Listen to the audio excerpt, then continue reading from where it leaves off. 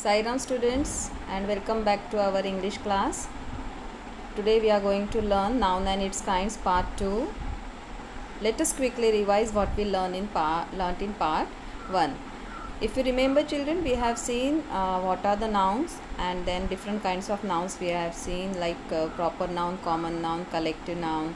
Then we studied countable and uncountables, and then we have seen the rules to be followed while learning singular and plural nouns. Okay, so let's see part 2.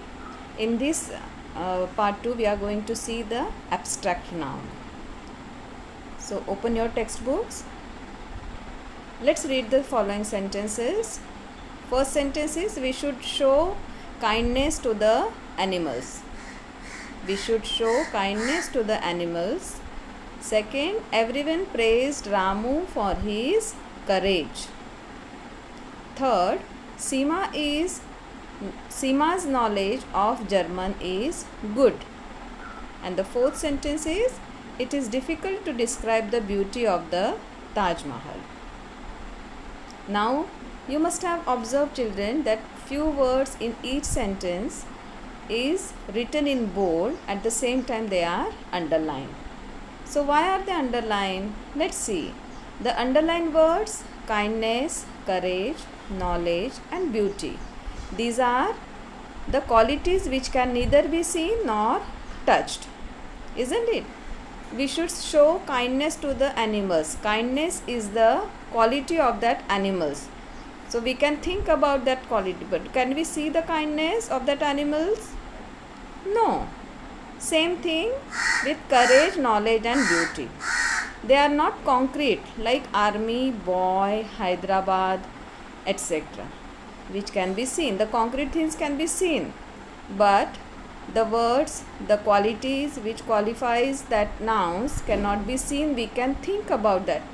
So they are called as abstract nouns. What are they called as? Abstract nouns. Therefore, we can say an abstract noun is the name of something which we can neither see nor touch, but we can think of. Okay, remember this thing.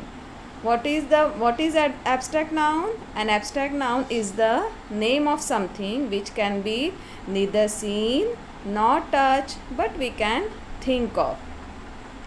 Nouns that name ideas, qualities and feelings are called abstract nouns.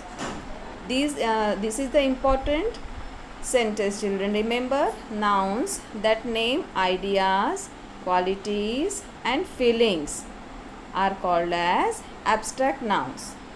Now let's see these sentences. The brave army men fought in the battle. The army men fought with bravery in the battle. Just observe both the sentences, children. Come on, read it again. The brave army men fought in the battle. The army men fought with bravery in the battle. Isn't the meaning of both the sentences same? Let's read it once again. The brave army men fought in the battle. The army men fought with bravery in the battle. Now, let us study what is the difference. See, in the first sentence the word brave is underlined, whereas in the second sentence bravery is underlined. So in the first sentence the underlined word brave is an adjective because it's qualifying the noun army men. In the second sentence the underlined word bravery is an abstract noun, which is a quality that can only be imagined. Okay, we can think of the bravery of that army men who fought in the battle. So we can see here that the abstract noun bravery is formed from the adjective brave. Remember children, this is important. In this sentence the word bravery is formed from the adjective. Which is the adjective? Brave. So therefore we can say abstract nouns can be formed from the adjectives. Abstract nouns can be formed from the adjectives. bravery. This is the abstract noun which is formed from the word brave and which is the adjective in the sentence because it is qualifying the noun army man. Now here you can see activity is given. Question is given below is a list of nouns. Circle the abstract nouns among them. This is the activity which is given on your page number 7 of the textbook. Here you can see the list of nouns and you have to circle abstract nouns from among them. Come on, let's read all these words. Sorrow, giraffe, anger, patience, kind, gentleness, laundry, happiness, lantern, chalk, despair and hope. So this way near about 12 words are given here. Now actually this is a very simple exercise. Only the thing you have to remember what we studied now. We have studied about the abstract nouns and the question is you have to circle the abstract nouns in the list. And we have seen the name, nouns that name, ideas, qualities and feelings are abstract nouns. So we will search for that words only. Let's see sorrow. Is it an abstract noun? Yes. Giraffe. Can you see giraffe or you can only think of giraffe? No, we can see giraffe. So it's a noun. So we will not circle because it's not an abstract noun. It's a common noun. Then, okay, we'll go vertical first. Patience. Yes, it's an abstract noun. Then kind, gentleness, happiness, because laundry and lantern, again these are not an abstract noun. These are not the abstract nouns. Then chalk is a common noun. Despair, yes. Hope, yes, it's an abstract noun. And anger, what do you think? Anger is an abstract noun or common noun or proper noun? It's a feeling, right? So it should be circled because it is an abstract noun. So these many abstract nouns we got from this list. Sorrow, anger, patience, kind, gentleness, happiness, despair and hope. Then this question is given, tick the correct abstract nouns from those given in brackets. You can see children, two words are given in the bracket. One is correct and one is not. So we have to tick that to the correct abstract noun. For that you have to read the entire sentence very carefully. Let's start. Great. First, my teacher gave me some advice or patience. What does our teacher give us? Does she give us advice or patience? It's patience.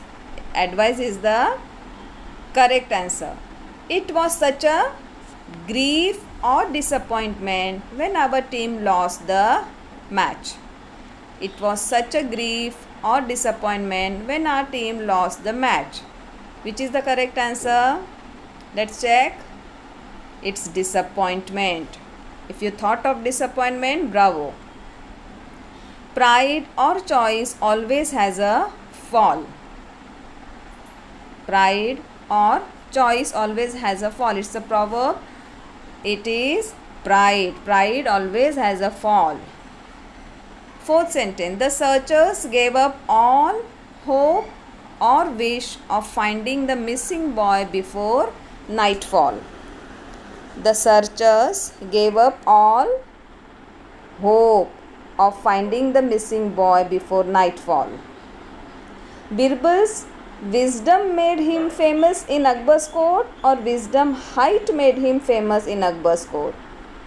Obviously the answer is wisdom.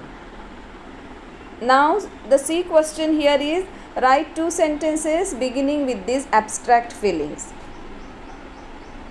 To A and B, these two abstract feelings are given. First is in a fit of anger, and the second is with great excitement.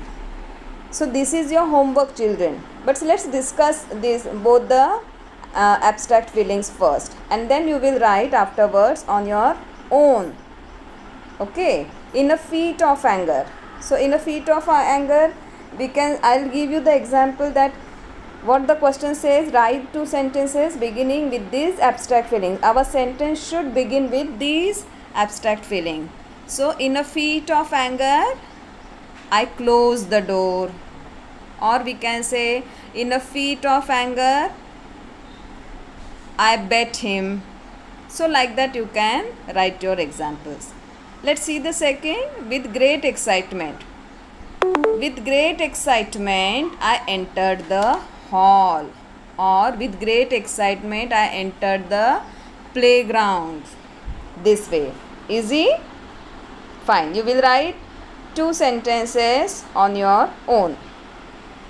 D question is, write 3 sentences about these abstract thoughts. Write 3 sentences about these abstract thoughts. First is patience, and the second is, it should be second here, it's confidence. Okay, first is patience, second is confidence. Patience, have patience, don't be in hurry. Easy? Okay, so you will write 3 sentences about these words. Then second is confidence. So do you want to share? Okay, we'll see afterwards. Confidence, you can write, with the confidence I entered the exam hall, or with the confidence I read the question paper. This way. Then E question is, write a poem or compose a greeting card to define an abstract idea or feeling.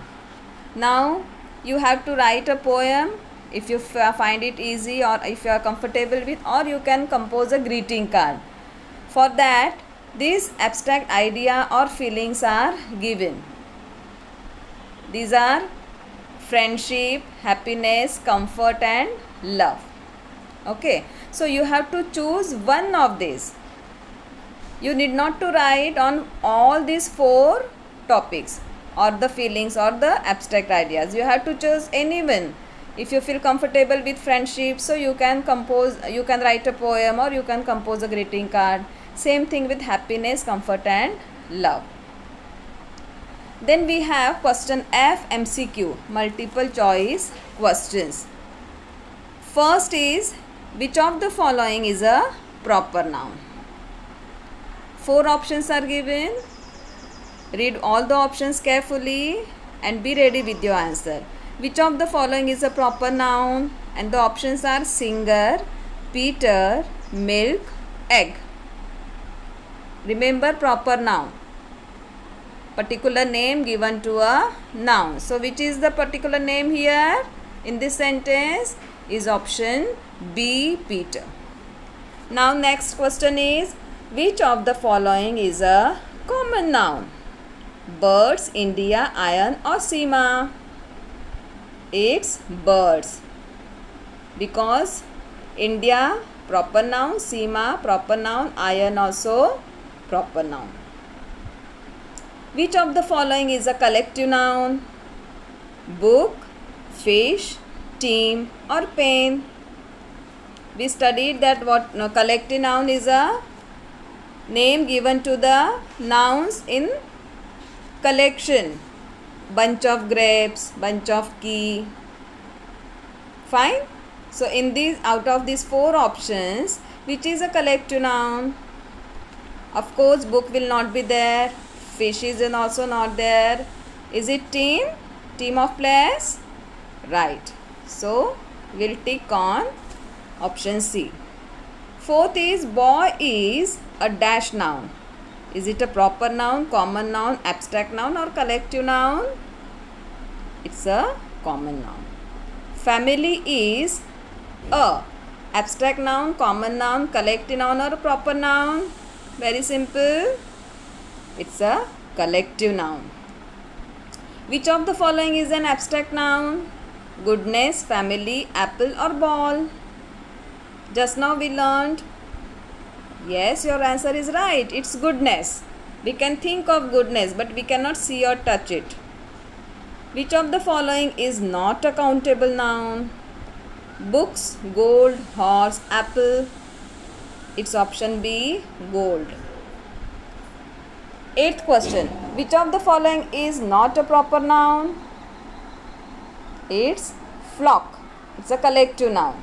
Flock of birds. Birds fly in the sky. Underlined word is birds. So is it a proper noun, uncountable noun, common noun or an abstract noun? It's a common noun.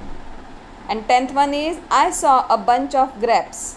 And the underlined words are bunch of grapes. So bunch of grapes. Bunch is a proper noun, uncountable noun, common noun or collective noun? It's a collective noun. So we will tick on option D. So here, let's stop here children. We have completed our chapter 1 noun and its kinds. In both the parts, part 1 and part 2, we have covered the what is a noun and then different kinds of nouns we have studied, and we revised it through the activities given in the textbook. Few exercises I kept it for you for the homework. We have already discussed the answers of that homework also in this video. So let's stop here children. Sai Ram.